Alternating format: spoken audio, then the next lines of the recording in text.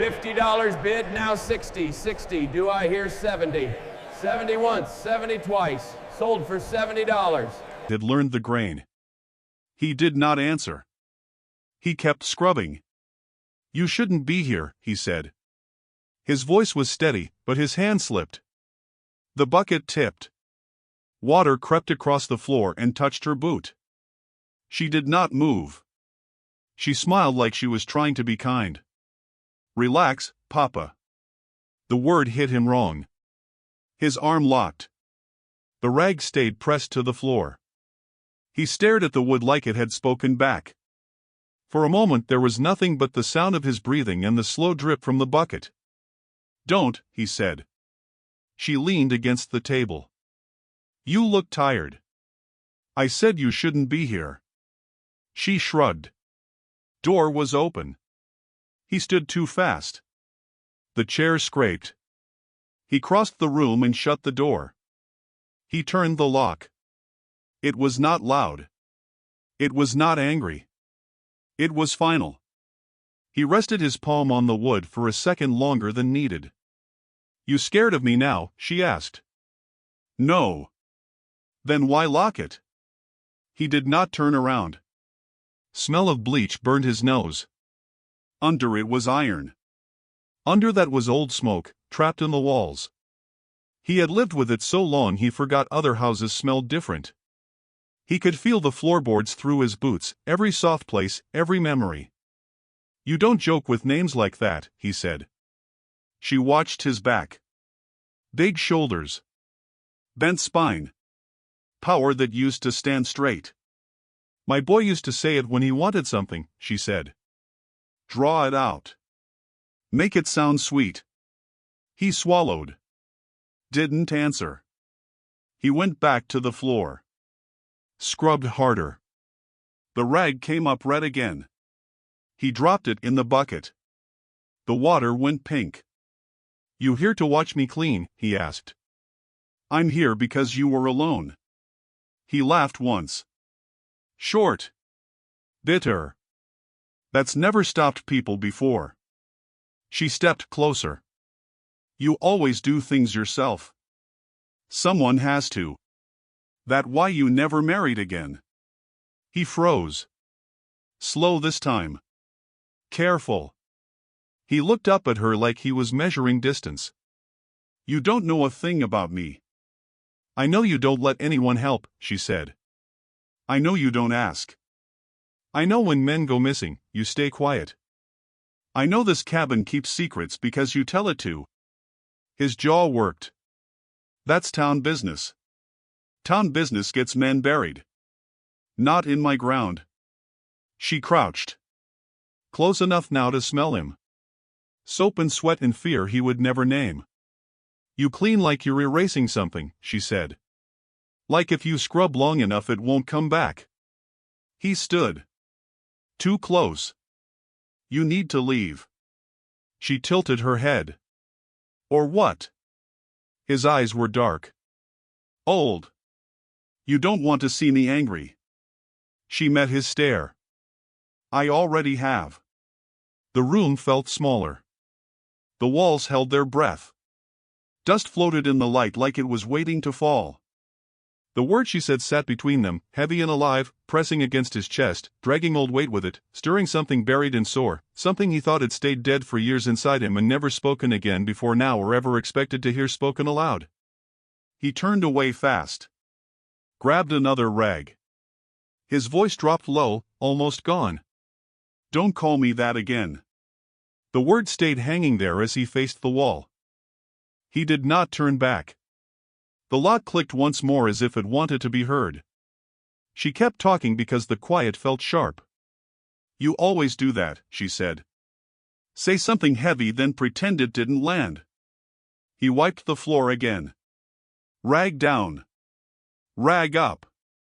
I told you to leave. You told me lots of things over the years, she said. None of them stuck. He did not look at her. His eyes stayed on the stain like it might argue back. My boy used to say it like that, she said. Papa. Soft. Like a joke. Did he? He said it when he was scared. Or when he needed help. He stopped scrubbing for half a breath. Then kept going.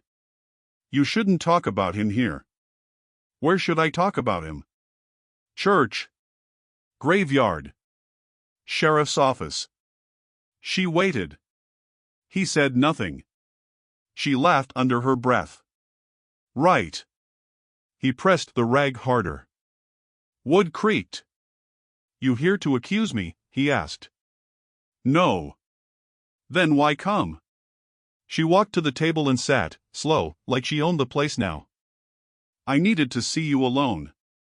He finally glanced up. Just once. Everyone sees me alone, he said. They just don't stay. She met his eyes. I stay. He looked away first. This isn't a visit, he said. This is a warning. From who? From me. She nodded. Fair. She leaned forward. Sheriff won't come here anymore. He flinched. Don't talk about him. She kept her voice light. Funny thing about that badge. Folks think it gives power. It don't. It just tells you where not to step. He stood. You think you know how this town works? I know who eats first, she said. And who cleans after. He laughed again. You got guts. Guts get buried. Not if nobody digs. He stared at her. You planning something? She shook her head. I'm asking something. What? Who were you cleaning up after? He did not answer. The bucket rattled as he set it aside. You always ask like that, he said. Like the answer's smaller if you whisper. She lowered her voice anyway. Old habits. He scrubbed his hands together, red skin, raw. You think I enjoy this? I think you're used to it. Silence again. Thicker now. The cabin held it. The walls remembered every raised voice. Every deal made soft. You want to know why the sheriff won't come, he said. I already do. Say it. He swallowed. This place don't belong to him. It never did. It belongs to men who clean up after. She nodded. Men like you. He winced. Men like me, he said. She stood. Slow. Careful. You were cleaning before I got here. He nodded. Alone. Always alone. She stepped closer. Almost gentle. You don't have to be. He shook his head. Too late. She reached out, stopped short of touching him. Then who was it? She asked. He breathed in, sharp, like pain. He turned. Finally. Looked straight at her. The air felt tight. She didn't smile this time. She waited for him to choose silence or truth. He opened his mouth. Closed it. His shoulders dropped. Ears pressed down. Outside, nothing moved. No trucks. No voices. Just the cabin listening. She stayed still, letting him feel seen, not cornered. He lifted his head again and met her eyes. The question waited. The answer burned. He breathed slow. The past pressed close. She did not rush him. Power shifted quietly. His eyes stayed on hers, steady now. The name did not leave the room. It stayed. He finally looked at her. Really looked. And did not look away. The name stayed. Between them. Heavy. Alive. Waiting still. Unsaid. Yet. There. He reached for the drawer without looking at her. Fingers brushed against cold metal, then lingered on the badge tucked beneath a stack of yellowed papers. She leaned against the doorframe, arms crossed, waiting. The smell of bleach and iron hung thick. "You ever wear it?" she asked. "Only once," he said. His voice rough, but steady. She tilted her head. "That's it? One time? One mistake?" He snorted. "Not a mistake. A choice. The choice was the same one that made the floor stain yesterday." She stepped closer. "Tell me, then." He hesitated. "I helped bury something," he said. "Not a body yet. Just evidence." She didn't blink. "My husband died under that sheriff's watch." He froze. The rag in his hand drooped. "Did you know?" she asked softly. "I heard rumors," he said. "Never believed them." "Did he hurt him?" He shook his head. "Just left him. The fire started before anyone noticed." "That's how they leave," he said. "Small town, small fires, big silence." She laughed, low, bitter. "They call it justice." He looked at her sharply. "That's town business." Her eyes narrowed. "Your business too." He swallowed. "I've seen too many people leave." She stepped closer, careful. "Too many lives buried in their names." He clenched his jaw. She didn't move. "You clean for them too," he said. "Maybe. Or maybe I clean for me." Silence. Rags scraping against wood. "You want to know the truth?" she asked. "I'm telling you." Distant engine hum from the road outside. He froze. "Truck." He did not move. "Did you hear that?" she whispered. "I heard it," he said. "Don't move." Neither did. Engine faded. Silence again. Back to the cabin. "You should tell me everything," she said. He turned the badge over in his palm. The metal glinted in the firelight. "I can't," he said. "You can," she said. "I want to hear it." He laughed, dry.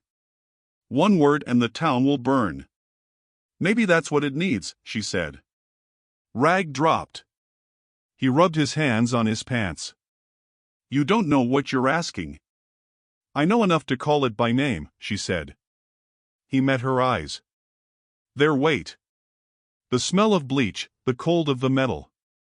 His shoulders dropped. "Only a little." "Maybe," he said. "Maybe it's time." Outside, the road lay empty. The cabin waited. The floorboards remembered. She stepped closer.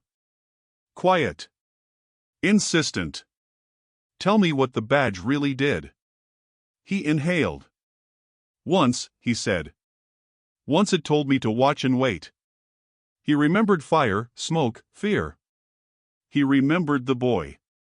He remembered standing over the choice and not moving. The cabin held it all, every memory, every echo. She didn't speak. Just waited. He did not meet her gaze again. Outside, the truck faded. Inside, the air felt too small. He touched the badge lightly. Metal cold against skin. "I helped because no one else would," he whispered. She nodded. "That's what I thought." "Don't let it go," he said. She didn't. "Not yet." Silence. Just the floor and the smell of bleach, iron, old smoke. And the cabin, listening. The truck rumbled past without stopping. The sound shook the windows, rattled the floorboards, but left the cabin empty of company. She sat at the table, elbows resting on the wood, eyes on him. He stayed on his knees with the rag, hands pressed to the boards, moving slowly now. "You count them," she said. He looked up briefly. "Count what?" "The losses. The ones gone, the ones left." She spoke like reciting facts, not grief. Her voice was flat but precise. Names, dates, faces. One after another. He flinched at the familiar ones, those he thought buried clean. The floor didn't care. Wood soaked up everything anyway. You're quiet, she said. He shrugged. Silence keeps people alive longer than fire. That's not math. That's cowardice. Maybe. Maybe is safe. She leaned closer. You feed the town with it. The quiet. People disappear. No one asks. I know, he admitted. His voice was low. He'd never said it aloud before. She waited. Who taught you that? She asked. My father. She paused. That was it. So that's why. Her lips barely moved. He glanced up, searching. She didn't look at him. She just counted again. Quiet, methodical, relentless. Her fingers tapped the table. Bones of old arguments, old debts. He felt cornered but not attacked. That was worse. She doesn't accuse, he realized. She understands. She wants to see the machine work. To see the cogs. To know what fed the fires, the disappearances. She doesn't want vengeance yet. She wants the pattern. He rubbed the back of his neck. A long line of names passed through her voice. Deaths, disappearances, men who left town and never returned. She asked questions, sharp. Dates, places, who watched, who turned. He answered carefully. Short, clipped sentences. Sometimes just yes or no. She nodded like she catalogued each one. No wonder they call you Papa, she said. He tensed. Not like that. She smiled faintly. She shifted in the chair, closer to him, closer to the floor. Don't stop now. I'm not. He moved the rag over another spot, pressing down, harder. You could have asked for help, she said. He shook his head. Too late. No one stays long. Not in this room. Not on this floor. Not with what's remembered here. He stopped for a second, looked at her fully. You didn't come to accuse me. She shook her head. I came to see. To understand. He exhaled, slow. The air thickened. She leaned forward. The sheriff won't come in here. He froze. Don't say his name. I have to. He pressed his palms to his knees, trying to control the tremor in his hands. She waited, calm. Then finally, softly, almost a whisper, who are you cleaning up after? The question was quiet but cut through the cabin like a knife. He stayed still. Floorboards creaked under weight he hadn't noticed before. The bucket water sloshed faintly. She didn't move closer. She didn't retreat. Just waited. His eyes darkened. Old shame, old fear. He turned the rag over in his hands, back and forth. He started. Paused. The air hung between them, thick, sticky. He met her eyes, then looked away. She pressed him with a glance. Just tell me. The names swelled in his mind. The weight of years. They pressed down on his shoulders. His voice came out low, careful, almost a croak. No one, he said. I cleaned for no one. She let that sit. Heavy in the cabin. The floor held it all anyway. She reached out, brief, tentative, brushing a fingertip across the edge of the table. You did what had to be done, she said. He nodded once. Tiny, hesitant. That's enough for now. She exhaled. The words stayed in the room. Papa. Quiet. Waiting. Alive. He finally looked at her. Really looked. And didn't look away. For the first time, he felt she saw him. The man, the stain, the choices, the weight. The air loosened just a fraction. The past still lingered, but the counting had begun. She had learned, and he had confessed, and in that silence between breaths, the cabin remembered both of them. She didn't move when he dropped the rag. The floor was wet and dark with old stains, with fresh effort, but she didn't flinch. Her eyes were steady, watching him like she was measuring what he would reveal next. "You always do this," she said quietly. "Clean first. Ask questions later." He shrugged, rubbing his hands raw on his pants. "I have to." "I watched him die," he said. Her breath caught, small, almost inaudible, but she didn't interrupt. She leaned against the table, arms crossed. "Explain it then," she said. He looked up, shadows flickering across his face from the lamp. "The well behind the cabin," he said. "I threw the bodies in there." She blinked. Waited. His shoulders hunched. "Not like that," he said. "Not the bodies. The evidence. Tools, scraps, letters. Anything that would point to what happened." The water swirled darkly. "You always think the earth forgets," she said. "It doesn't." He avoided her gaze, pressed his forehead against the table for a moment, then back to the floor. The firelight flickered. Shadows danced across the walls. Memory came uninvited. The boy, the sheriff, the screams muffled under wood and dust. He stopped scrubbing. Just stared at the boards. She watched him, silent. "You're shaking," she said. He tried to laugh. Nothing came out. She stepped closer. "Don't lie to me." He nodded once, slow. His hands gripped the edge of the table. "I watched him die," he repeated. "No one saw me, no one could stop it." She exhaled softly. The words hung heavy, carried by smoke and bleach. "Who was it?" she asked. He did not answer. "I need to hear it." "Not the name." "Not yet," he said. "Just the story." She leaned closer, tilting her head. The night, the fire, the men who didn't move. How it went, step by step. He nodded.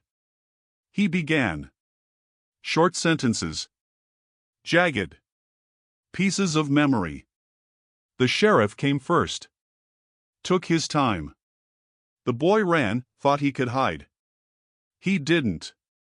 "I was there," he said, voice low. "Felt every heartbeat. Felt the boards underneath me. Felt the fire licking at the edges of the house." She did not interrupt. He continued. Tools, words, threats. Nothing worked. The boy stumbled into the yard. Too late. I let him fall. She flinched. Only slightly. That was the moment. That was the choice. His hands shook now. He grabbed the rag again, but did not scrub. Just held it. Silence for a long second. She reached out, lightly, brushing against the edge of his arm. It wasn't comforting. It wasn't comforting at all. It was acknowledgement. He exhaled, slow, heavy. Firelight caught his eyes. Shadows flickered across his face. The well behind the cabin. Always the well. She nodded, letting the words settle. The cabin seemed to lean in closer, listening. She waited for the rest, knowing the floor, the walls, the air remembered all that he did not want to speak. He did not look at her. The room smelled of iron and bleach and smoke, all mixed together like old memory. He spoke again, soft. "I watched him die." She did not blink. She did not ask anything else. The moment held between them, thick as water. She could feel the weight in his shoulders, the tremor in his hands, the heat of the room pressing down, almost a presence. He finally straightened a little, still not looking at her. She said nothing. Just waited. The well. The floor. The fire. All of it. He had done what he did, and she was there to witness it. That was the rule. He didn't need to say more. She nodded once. Quiet. The balance had shifted. She had asked. He had told. No more, for now. And in the cabin, in the silence after the story, only the wet wood and the shadows kept moving, keeping their secrets, listening. The wind whispered through the cracks in the cabin walls, soft at first, then rising like it was breathing. He sat on the floor, leaning against the table, hands pressed to his knees, eyes fixed on nothing. She stayed standing, watching him, letting the quiet stretch. "Papa," she said, almost a whisper this time. He flinched, but did not turn. The word was softer, careful, almost gentle. He gripped the edge of the table. Outside, the trees shifted. Shadows flickered across the floor, like memory walking in. "I hear him at night," he said. His voice low, trembling. "The boy. The sheriff. The screams. They never left." She took a step closer. The cabin smelled of iron and smoke and bleach, all layered over the years. "I know," she said softly. "I know what the land remembers." He looked up, finally, and met her eyes. It hurt to see them so calm, so steady. "How can you know that?" he asked. "Because I lost more than you think," she said. "Names you don't remember. Faces you try to forget." She crouched, close to his level, careful not to touch him yet. The wind pressed at the windows, rattling the panes like impatient hands. "The well behind the cabin," he whispered. "Always the well." She nodded. "Always the well." "You hear him too?" she asked. "Not like me," he said. "Not moving through the walls, just in my head." He pressed his forehead against the table. "I can't escape it." She stayed quiet. "Let him feel it. Let him own it." "I came to see you," she said. "To see if the stories were true." They were. And worse. He raised his head slightly. The air felt tight in the room, thick with old smoke and iron and guilt. "I saw everything," he said. "The sheriff, the boy, the fire. The floor remembers it all." She nodded again. Quiet, measured. "You have to say it." "What?" "Tell me the names." He shook his head. "I can't." She held her hand out, lightly, just above his arm. He didn't flinch. He knew she wouldn't touch him unless he let her. "Say them," she said softly. He swallowed. "I hear him at night." He repeated it, as if saying it could make it go away. The cabin held its breath. Shadows stretched across the walls. Floorboards groaned softly under the weight of their history. Outside, the wind rose. It pressed against the cabin like a living thing. He rubbed his hands together, raw from scrubbing, shaking. She waited. "Papa," she said again, soft, steady, insistent. He did not stop her this time. The word was a tether, holding them both in the room, in the history, in the silence. He looked at her. Really looked. No deflection, no avoidance. His eyes dark, haunted. "I hear him at night," he said again, and for a moment, the wind outside sounded like the boy crying, like footsteps on old wood. She did not flinch. "I know," she said, softly, letting the words settle in the air like smoke. And the cabin, the floor, the well, the walls, they all listened, remembered, and waited. She opened the drawer slowly, pulling out yellowed papers, folded letters, and brittle records. The edges were worn, corners curling from years of handling. He watched her without moving, arms crossed, silent. "What are you doing?" he asked. "Sorting through the past," she said. Quiet, precise. She spread the letters on the table, letting the light catch the ink. Names, dates, the truth that nobody in town would speak aloud. He frowned. "You shouldn't be touching that." She looked up. "I need to." "They belong to the people who were erased," he said.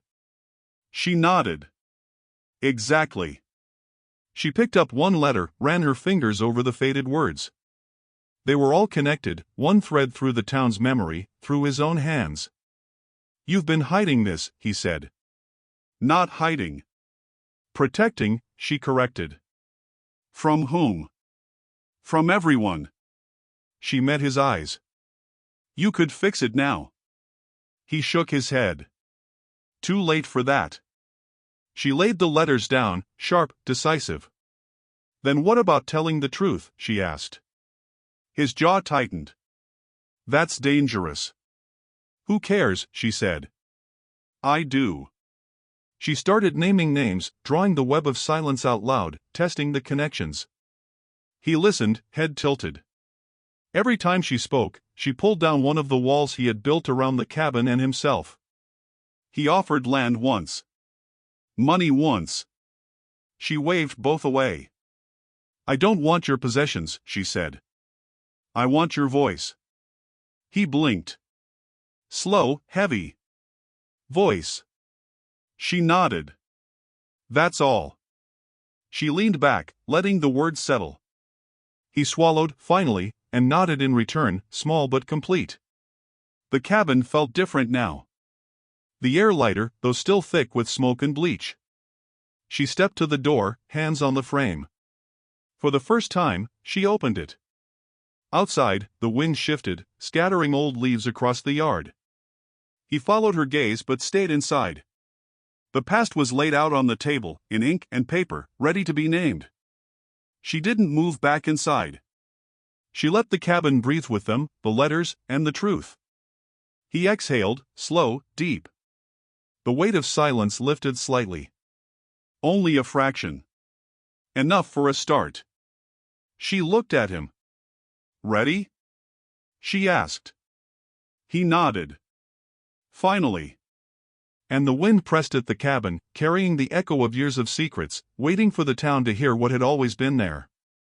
The cabin door closed behind them, the last echo of the latch fading into the yard. He stepped out first, boots crunching over dry grass, and she followed, keeping a careful distance. The men were waiting at the edge of the field, old allies of his, the ones who had never questioned the rules, the silences, the bodies that disappeared. You brought her, one said. She didn't answer. He squared his shoulders. They came for a fight, not words, but he held up a hand. I'm speaking, he said. Someone laughed. A hollow sound that didn't reach the eyes. Speak then. Tell the truth. He started. Short, clipped sentences. Names, dates, actions. Nothing lingered, nothing extra. She stood behind him, arms crossed, watching, silent. He did not flinch, even when the men stepped closer. You think this changes anything? One asked. Maybe it changes everything, he said. I say what I saw. I name the people you erased. The ground seemed to tense under their feet. One man spat. That's courage, he said. Or foolishness. The wind carried dust across the yard. He did not stop. I know who left. I know who watched. I know who buried the lies. She stepped closer once. Say his name, she said. He inhaled, slow. The man in question froze. You want it said, he continued. And it's true. Not one word lies. He spoke, the name clear and sharp. Silence followed, deep and heavy. The men shifted. Some looked away. Some laughed bitterly. He had named the unspeakable, and the air carried it for the first time. She stayed behind him, letting him bear it alone. He was humiliated, yes, but he was dangerous now in a way the town had never seen. Words held more power than fists today. One of the old allies stepped back. Too late to stop it. The truth was loose now, and it cut sharper than any blade. He turned to her for a fraction of a second. She nodded. That was all she needed. The wind blew harder, rattling the trees. Shadows stretched across the field, long and tense. The men who never got buried were standing in the open, facing the reckoning they had long ignored. The ground was quiet, save for the wind and the low murmur of words spoken, names said, truths remembered. He inhaled. She did not speak again. He did what had to be done. And someone, finally, said the name, out loud, for all of them to hear.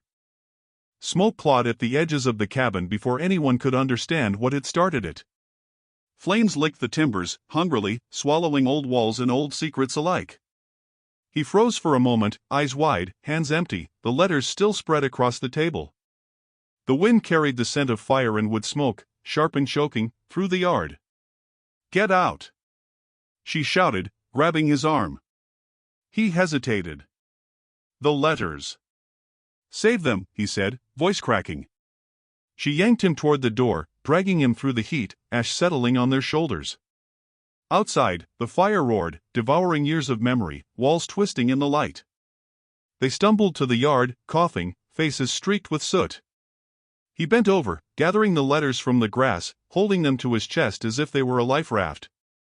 Shouts came from down the road, fragmented voices, but no one stopped. The cabin was their own universe of smoke and flame.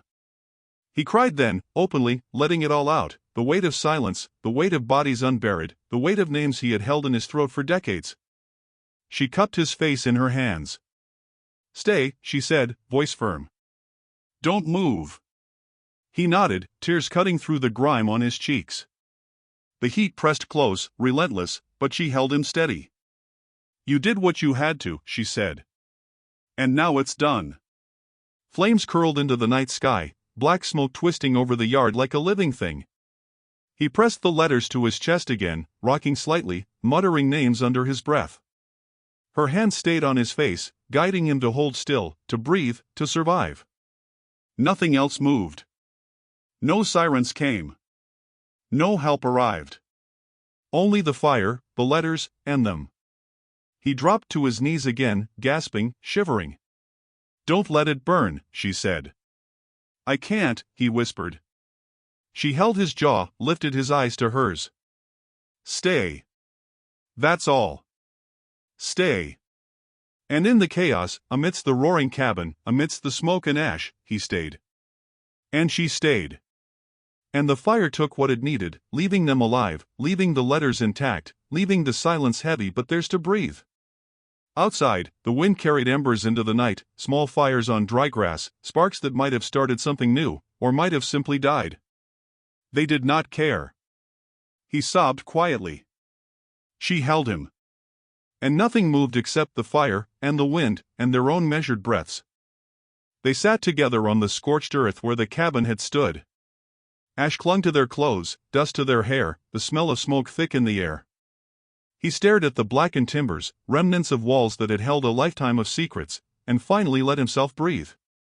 Quiet stretched between them. He broke it. "Why did you call me that?" he asked. "Papa." She didn't flinch. It wasn't a joke this time. It was need. A name she never had, a weight she needed to place somewhere. "Because he was the closest thing left to someone who could hold it all," she said. "The memories, the losses, the things nobody else would speak." He looked at her, really looked. His jaw relaxed, shoulders loosening. "And you think that matters now," he said. "It does," she said softly. "It matters because someone has to name it, someone has to hold it." He exhaled, slow, deliberate. "I'll tell everything," he said. "Not just here, not just tonight. Everything that burned, everything that disappeared, everything buried under silence." She nodded once. Quiet, firm. "That's what I needed." He reached down, brushing ash from the ground with his hands, watching it fall like sand through fingers. The night air was still, except for the faint whistle of wind through the trees. They didn't speak again for a long moment. She shifted slightly, brushing her sleeve across her dress, shaking the ash loose. He kept watching the burned cabin remains. Memory hung thick over the land. "You don't regret it?" she asked. "Not the telling," he said. "Not anymore. It's time." He looked at the horizon, the dark silhouettes of hills and trees that had kept their secrets for decades. She moved closer, letting the silence sit between them like a shared breath. Finally, he turned to her. "It feels lighter now," he said. "And it does. But not easy." She smiled faintly. "No, never easy. But necessary." They stayed sitting on the scorched earth, watching the remains, listening to the wind sweep the ash across the yard, feeling the weight of all that had been unspoken lift slowly into the night. His hands rested in his lap, steady now.